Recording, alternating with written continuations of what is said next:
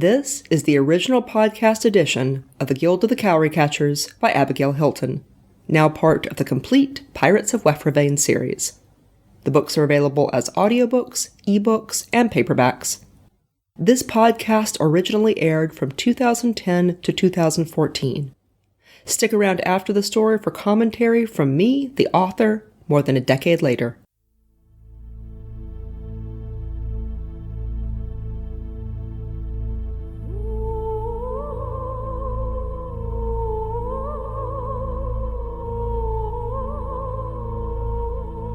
The Guild of the Cowry Catchers, a novel of pirates in Panamindorah. Written and narrated by Abigail Hilton. Book 4, Out of the Ashes. Warning: this novel was intended for people who shop in the grown-up section of the bookstore. If you need to ask whether you will be offended, you probably will. Episode 4. Chapter 10. More Ships. Wyverns are not immortal, despite what their holy text suggests. Indeed, their skins are part of a lucrative underground trade. Wyvern skin is said to have magical properties. The author of this text has been unable to identify any of these properties, although it is certainly easy to transform wyvern skin into gold at any tannery outside the Crescent. Gawain, The Truth About Wyverns, 2nd edition. Gerard wondered whether the fawns on deck had seen the Fang. It was possible that they hadn't in the heat of battle. We've got to get up there and tell them. Gerard glanced at the wyvern. Its long, iridescent blue body sprawled across half the room. Should we push this thing out the window? Silvio shook his head. In my experience, it's never a good idea to leave bodies where they can be found. You just want its pelt. Silvio grinned. You killed it. The pelt's yours. They went into the hall, and Gerard shut the door to the nest box to avoid startling anyone. Then they were hurrying down the passage, still soaking wet, and trying not to slip. Just before they reached the stairs, they encountered a Grishnard coming in the other direction. He was spattered with blood, tail bristling with excitement. He looked confused when Gerard attacked him, probably because he thought all his opponents were non-Grishnard. He was dead before he had time to sort things out, but Gerard felt uneasy. If they're coming below deck unchallenged, it must be bad up there. It was. Gerard saw at a glance that the fawns and their supporters were outnumbered. Nevertheless, they'd succeeded, at some point, in pushing the fighting onto the deck of the Darkwind. A bold move, but probably the wrong one. Silvio hadn't thought they could win this fight, and, looking at the deck, Gerard had to agree with him. Their best hope lay in getting away from the Darkwind before the Fang made their poor odds insurmountable. 3 Xavier were trying to defend the area around the steps to the lower deck. Gerard shouted a greeting, then pushed between them. He killed a Grishnard, jerked his sword free in time to parry a blow from another, then hit a third so hard he knocked him down in spite of his successful parry, and the Xavier killed him before he could rise. Silvio, do you see any of the Defiance's officers? You think I can see anything if you can't? Gerard realized that it was a stupid question. Stay here. He plunged forward without looking back to see whether Silvio had obeyed. Much of the fighting on deck had cooled from the melee of boarding to pitched, determined sword fights between Shelts who knew how to stay alive. Gerard avoided all of them. He used a line from a boarding hook to help himself clamber onto the deck of the Darkwind. There appeared to be more than 2 Grishnards to every fawn, and, being Grishnards, they were bigger. It looked to Gerard like they had cut the fawns off from their own ship and were trying to kill any that attempted to cross.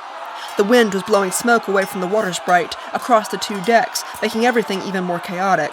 In between the drifting smoke and struggling bodies, he spotted Gawain amid a knot of fawns. Gerard moved in that direction.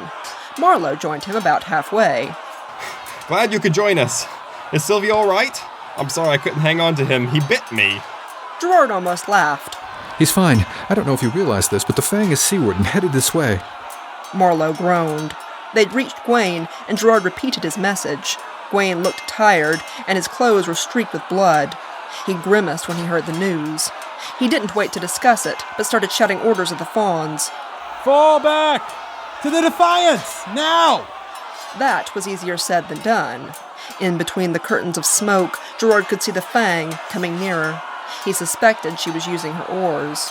The Sea Watch sailors on the deck of the Darkwind were making it as difficult as possible to get back to the Defiance. Gerard hammered his way forward, lashed out with a clawed foot as someone came at him from the side, heard the scream, and didn't look back. The Sea Watch sailors opened for them suddenly, and they were leaping down onto the deck of the Defiance. Gerard saw, with a sinking heart, that they were being herded together in the center of the deck. "Ready to surrender?" called a voice.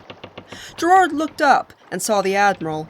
He was standing on the gunwale of the Darkwind, looking down on the tattered remains of his opponents. His jacket glittered with gold trim, and his purple hat ruffled in the wind. Everything had gone quiet, except for the sounds of panting and the moans of the wounded.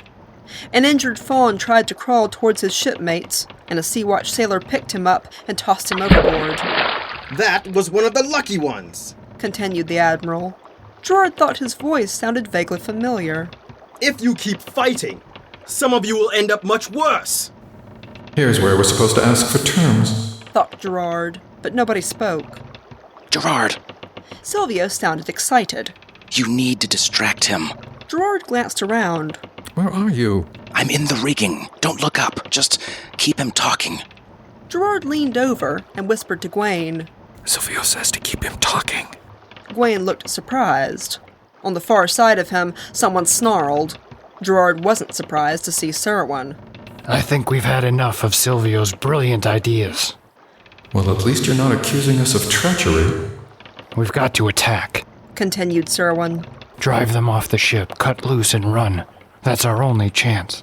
Stalling will just give the Fang time to reach us. I'm not sure we can drive them off the ship. More loudly, Gwaine said, And what are you offering if we surrender? The Admiral smiled. "I'm not offering you anything, Gwaine Major. I'm offering the others their freedom if they hand you over. Those are my terms." And why would you do that? Asked Marlowe. You might be able to capture or kill all of us if you keep fighting. Why settle for one? The Admiral cocked his head. "Because he might be killed or injured in the fighting. My mistress wants him unspoiled." How do I know you'll let the rest of them go once you've got me? Asked Gwaine. "You'll just have to trust me." Serwin laughed. The Admiral started to say something and froze. He was staring at Gerard. "You!" He raised a shaking finger. Gerard was not easily intimidated, but something about the Admiral's twitching snarl made him bristle to his tail tip. It was all he could do to avoid backing further into the circle of fawns. "You will come with Major. No one on this ship goes anywhere until Holivar is in a cage in my hold." Silvio, how are we doing? Gerard thought Silvio might be maneuvering into a position to put a knife in the Admiral. He was in favor of the idea. Oh, you're doing fine. Look over toward the water sprite. Gerard looked. To his surprise, he saw a couple of ships approaching. They must have come from anchor in the harbor. They'd approached from upwind, partially shielded from view by the smoke from the water sprite. The foremost ship was sleek and black. Even the sails were black.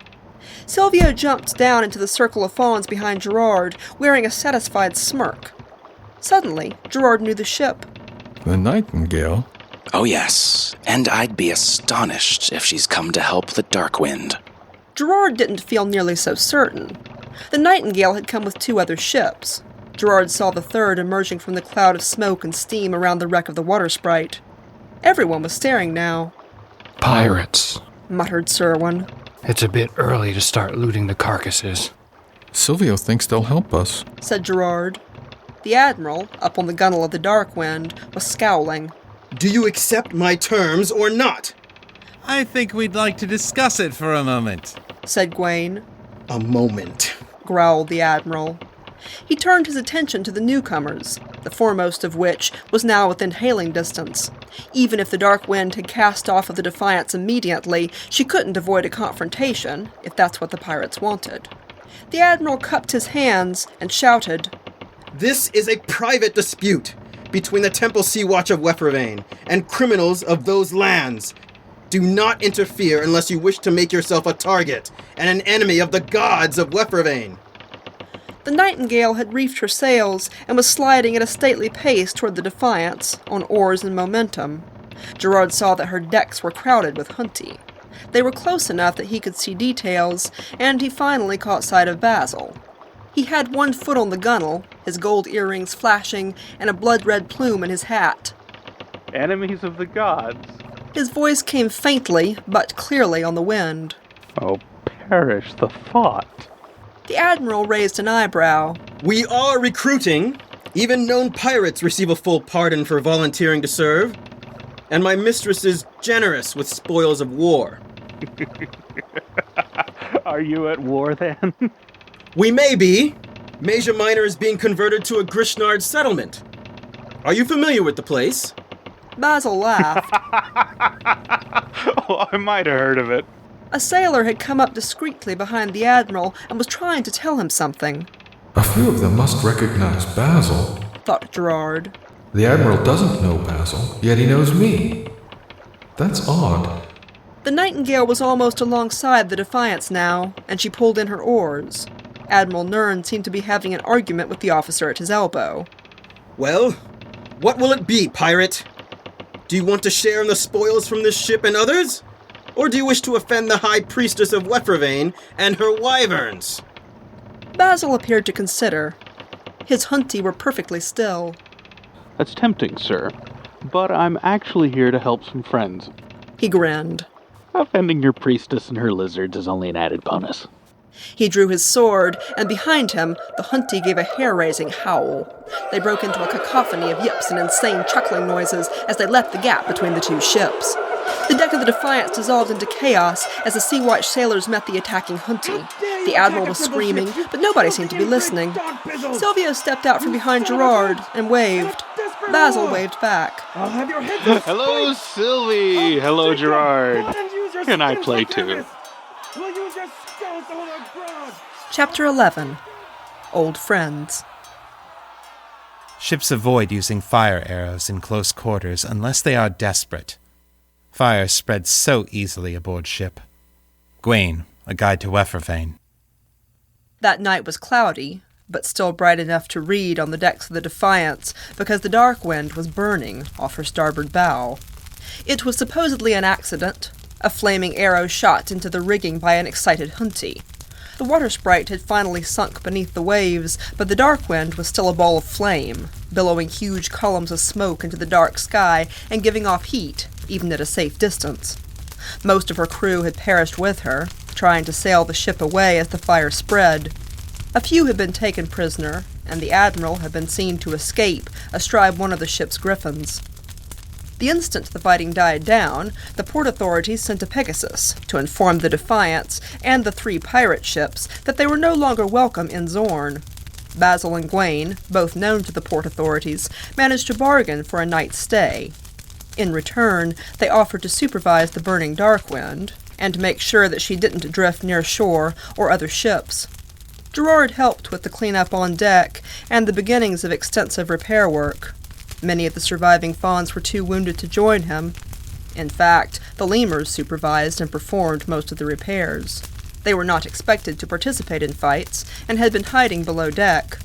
The hunty did not seem quite ready to throw themselves into repairing the Defiance and merely watched from their own ships. Silvio had gone to their cabin as soon as the fighting ended, saying that he wanted to put on clean clothes. He'd been in smoke and salt water and blood and sweat that day. He didn't come back, though.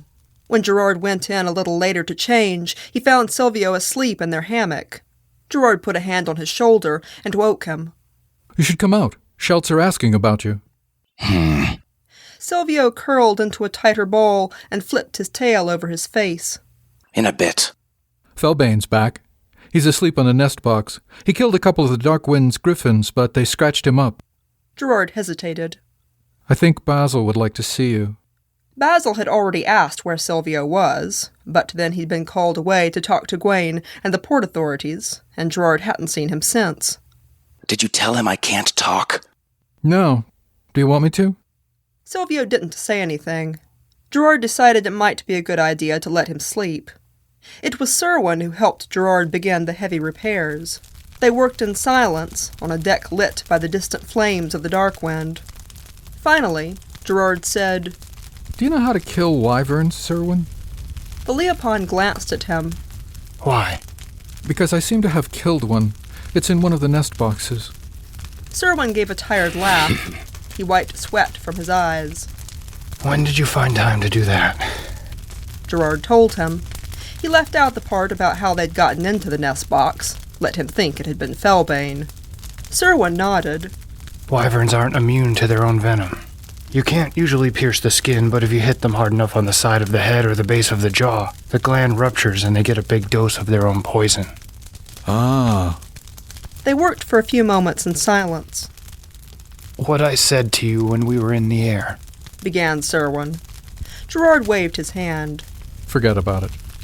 I should have followed you onto the water sprite. Gerard thought about that. No, it wouldn't have made any difference. I'm sure they needed you back here. Serwin didn't quite meet his eyes. I'm not so good with fire. I'm not so good with explaining myself. You did what you needed to do to protect your ship and her crew. Takes me a while to get used to things. Me too. I've known some of the Shelts who were on the water sprite for a long time. I grew up with Marlowe. I'd hate to have known the last thing I said to him was about some stupid argument. Gerard shrugged. You were right about Silvio and me.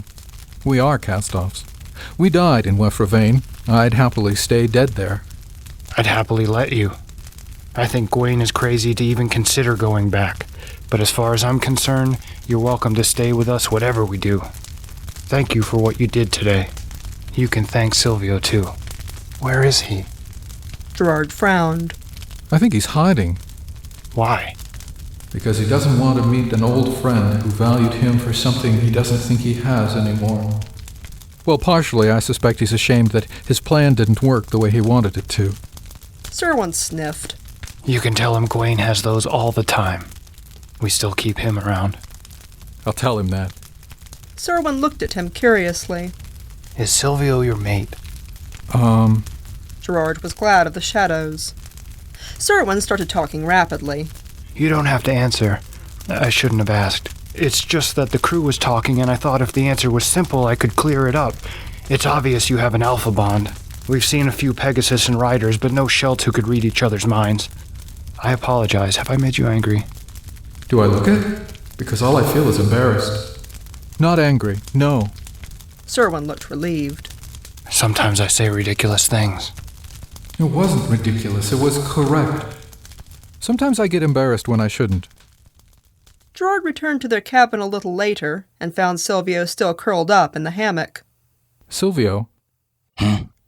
Serwin says to tell you thank you. For what? Getting half the crew killed? Gerard sat down in the hammock, causing Silvio to slither into his lap. Silvio gave a smothered laugh and tried to sit up. Gerard shifted him into a sitting position and put both arms around him. I don't think there was any way to avoid a fight with the Darkwind, so you don't get credit for that. You went into a sinking, burning ship and helped get a lot of Shelts out alive. I'm guessing that's what Serwin is thanking you for, and I'm fairly certain the Nightingale wouldn't have come to help if her ship's scouts hadn't spotted you and told her captain. Without the Nightingale, we'd all be dead. Silvio curled against him, his tail wrapping around Gerard's back.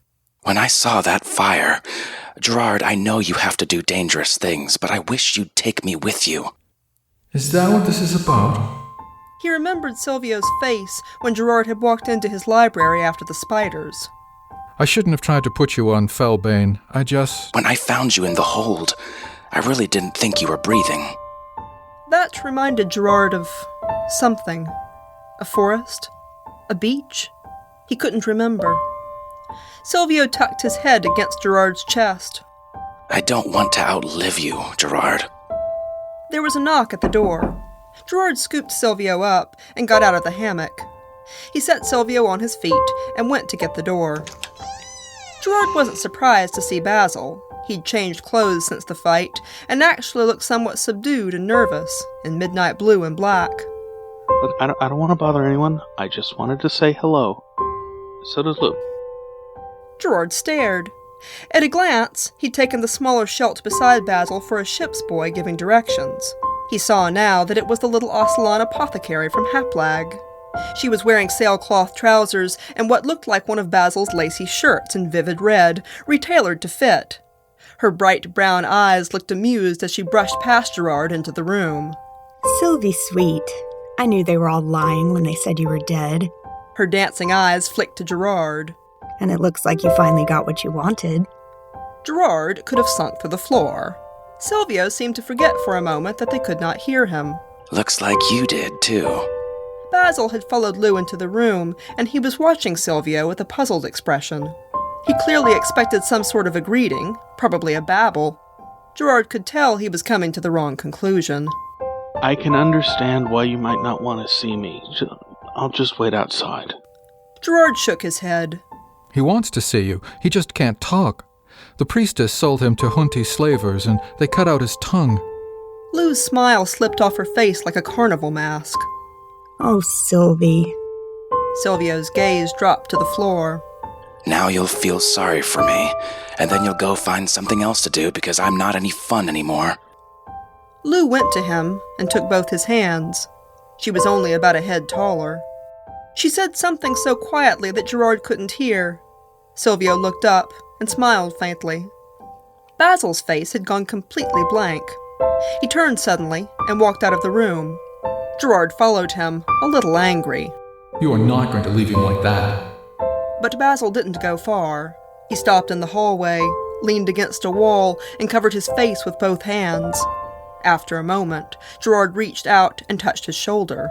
Hey, he's not dead. He does talk, just not out loud. Basil didn't seem to hear. He drew a shuddering breath. Oh, God, I should never have left him. He couldn't finish. Gerard glanced back into the room. Silvio had gotten out a bit of paper and a charcoal pencil that Gwen had given him. He'd unhooked the fold-down table and started writing to Lou. Gerard looked back at Basil. Do you want to go for a walk on deck? Pull yourself together. Basil wiped his eyes with the heels of his hands. Come on. Gerard started down the hall without waiting for an answer. Basil followed him. Chapter 12. Regret. Lemurs originate from a tiny island chain called the Sun-Kissed Isles, 30 or 40 days' journey to the northeast of Wefervane. Most lemurs now living in or near Wefervane are escapees from Asia Minor, where an imported population has lived for generations. Unfortunately, one can learn almost nothing of their native isles from Wefervane's lemurs. Gwaine, the non-Grishnards of Wefervane. The deck was almost empty now, except for a few lemurs in the rigging, assigned to watch the burning dark wind. Nearly everyone else was resting. Gerard leaned against the rail in the cool spring night, watching the faces of yellow and red moon reflected in the water. Basil leaned against the rail as though he might fall over without it. He glared at the burning dark wind. I never liked that ugly thing. My crew didn't either. He dropped his head in his hands. Gerard waited. I didn't know what to do. Sylvie just went crazy after you left. He didn't care about anything. He drank more than I've ever seen him. He started smoking sweet leaf. You see, you wouldn't have stuff like that on the ship. Wouldn't let the sailors smoke it, and the smell made him sick. His mother, but I guess you know about that. One night he tried several things at once, and I didn't think he'd wake up. I sat there all night and shook him every time he stopped breathing. I thought we were going to have a mutiny. Arundel and I were hissing at each other, and Sylvie wasn't doing anything. Our ships were practically at war. Sailors from the Sea Feather got one of my auntie's kids in the town and nearly beat him to death. I told Sylvie my crew wouldn't tolerate things like that, but he acted like he didn't hear me.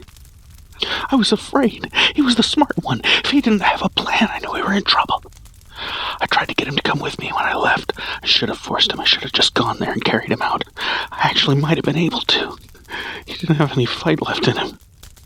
Basil buried his face in his hands again. I never believed he was dead, though. Not Sylvie.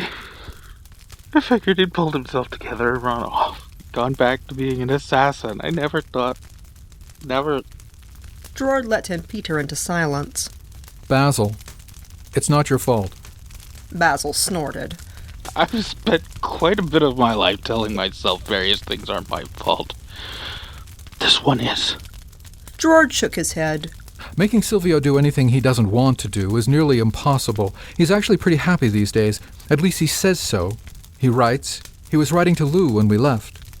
Basil's ears drooped. I can't read.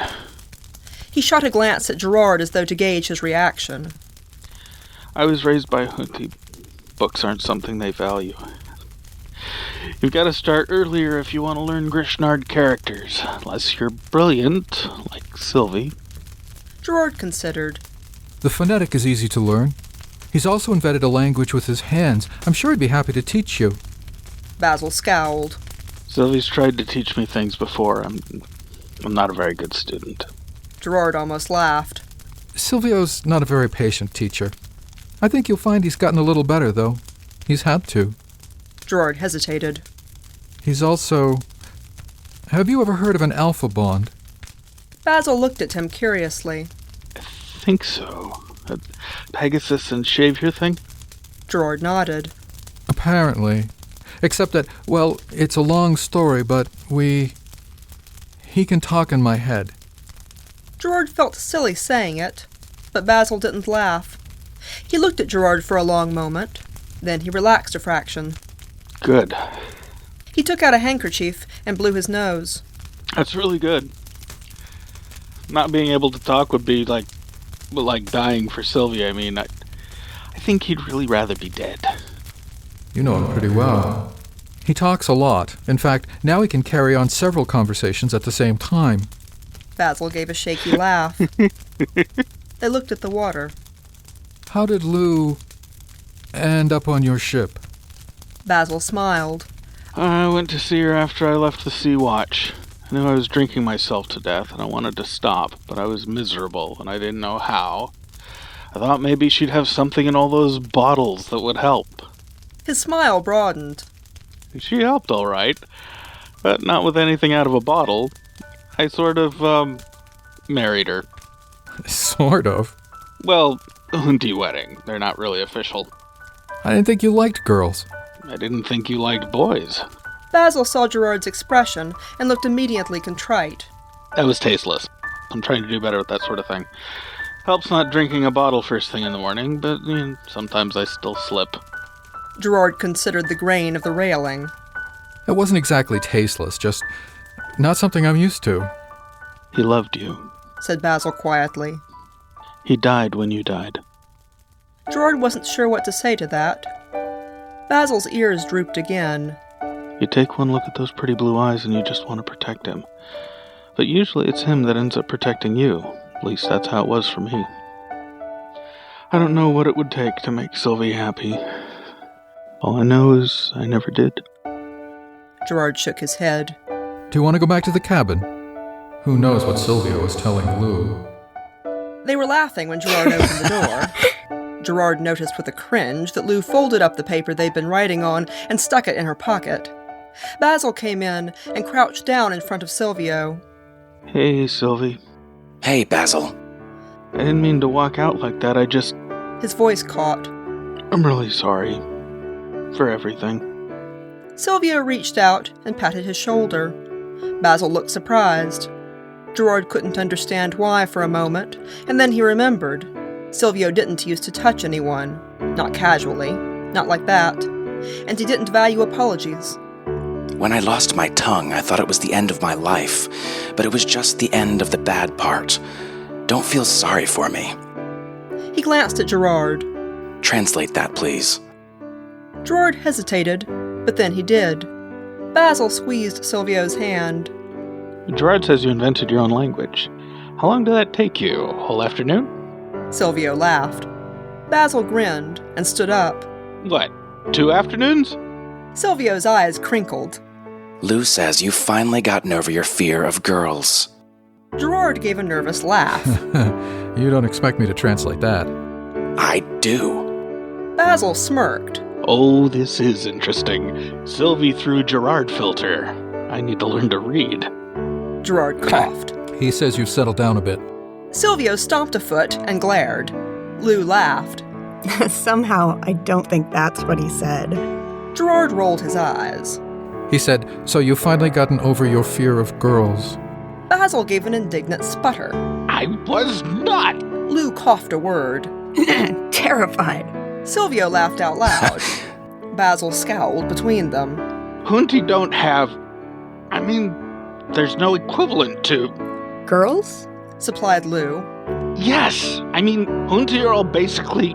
I didn't... Lou threw her arms around his chest and gave one long, loud purr. Basil was actually blushing. I'm going back to my ship now. Good night, Gerard. Sylvie. Lou took his hand and followed him, grinning. Good night, lovelies. Silvio watched them go. She has been fascinated by him for the longest time, ever since I introduced them, but I never thought it would go anywhere. He was so skittish about girls, and she was uncomfortable aboard ships, but I guess they worked it out. What Basil really likes are dangerous things, and Lou certainly qualifies. Gerard smiled. He's different when he isn't intoxicated. Silvio nodded. I told you the Sea Watch turned him into a caricature of himself. He sighed. Although, that probably isn't fair. It was probably more me that did that. I'd make anyone crazy. I seem to be immune. You're perfect. Mostly just tired. Too tired to kiss me? Silvio sounded so sweetly hopeful that it made Gerard laugh. Not too tired for that. As it turned out, he wasn't nearly as tired as he thought.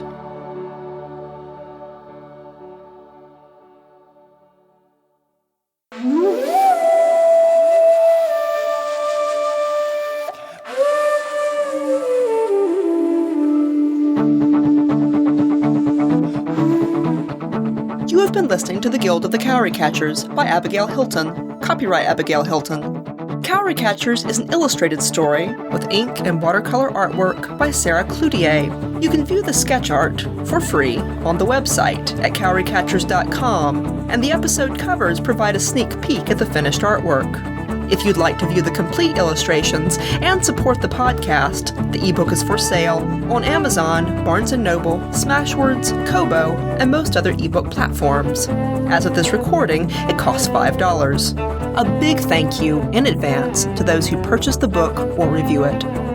This podcast included the vocal talents of Nathan Lowell as Gerard, Norm Sherman, as Silvio, Chris Lester, as Gwaine, Hughes Hilton, as Marlowe, J. Daniel Sawyer, as Basil, Amy Watkins, as Lou, Brian Lincoln, as Serwin, Jeff McDowell, as Lyali Nern.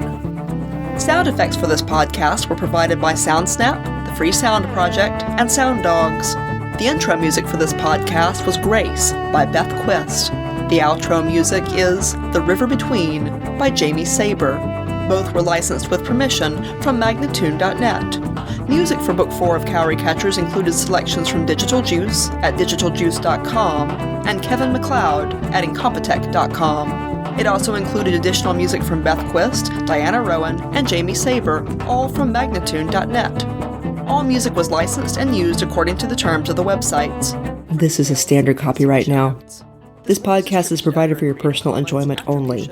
You can download and archive the episodes for your personal use. You may not re-upload, mirror, or publicly redistribute the audio files, nor can you alter, remix, or create derivative works.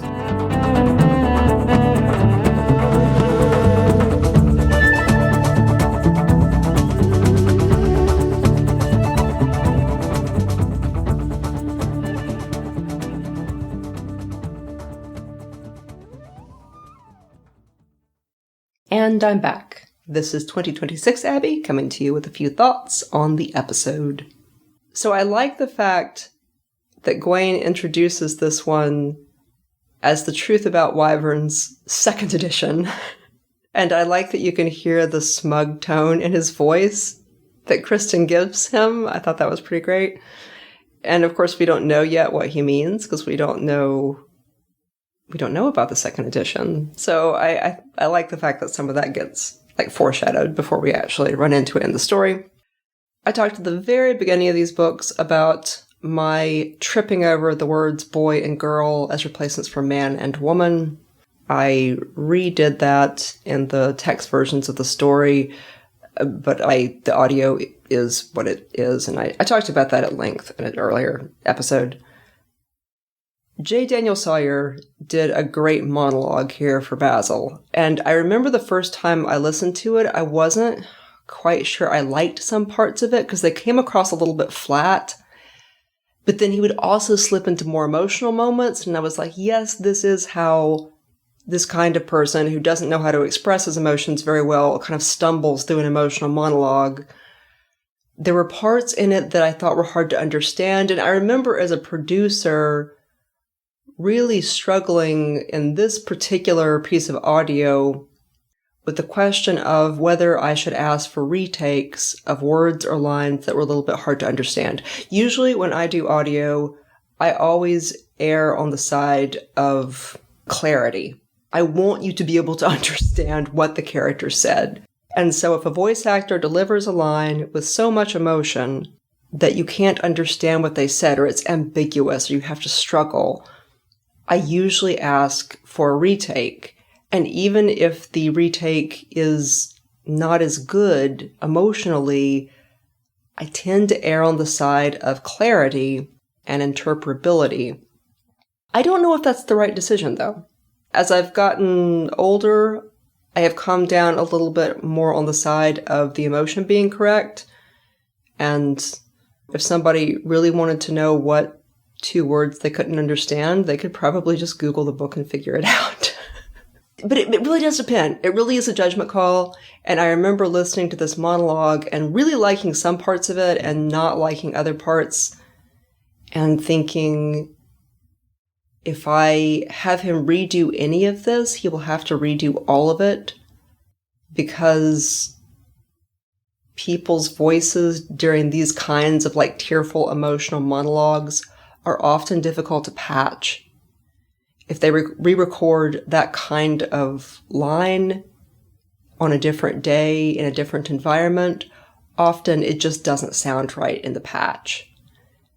So I ended up just letting the whole thing stand as he sent it, instead of the places where I couldn't quite understand something, or I felt like this is a little bit more flat than I would like it to be.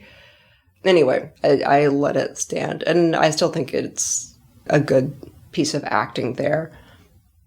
But I remember agonizing over, like, should I send this part back, or should I try to fix it in post? Like, sometimes you can do that. Sometimes you can literally, like, pull a consonant from somewhere else and stick it in. Like, if a word ends on a T or a hard sound and the person has dropped the sound so that the word ends too mushy, you can literally grab that sound from somewhere else in their audio, and sometimes it works. Sometimes you can seamlessly patch it, but it's much harder on dialogue like this, where they're whispering and crying, and it's really hard to patch stuff like that. It's better to just ask for retakes.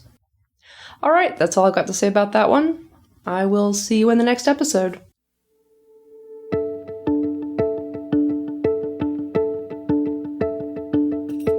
This is Abigail Hilton, and you have been listening to the Pirates of Wefravain saga.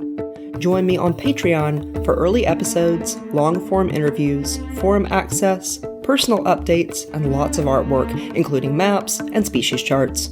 That's patreon.com/Abigail Hilton.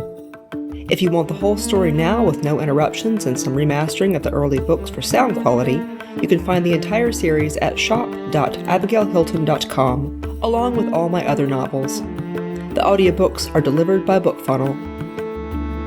Background music was Hidden Sky by Jamie Sieber, licensed from Magnatune.net circa 2014. The Guild of the Cowry Catchers podcast is an audio adaptation of the Pirates of Wefravain saga, written and produced by Abigail Hilton. Original production copyright 2010. All rights are reserved to the author.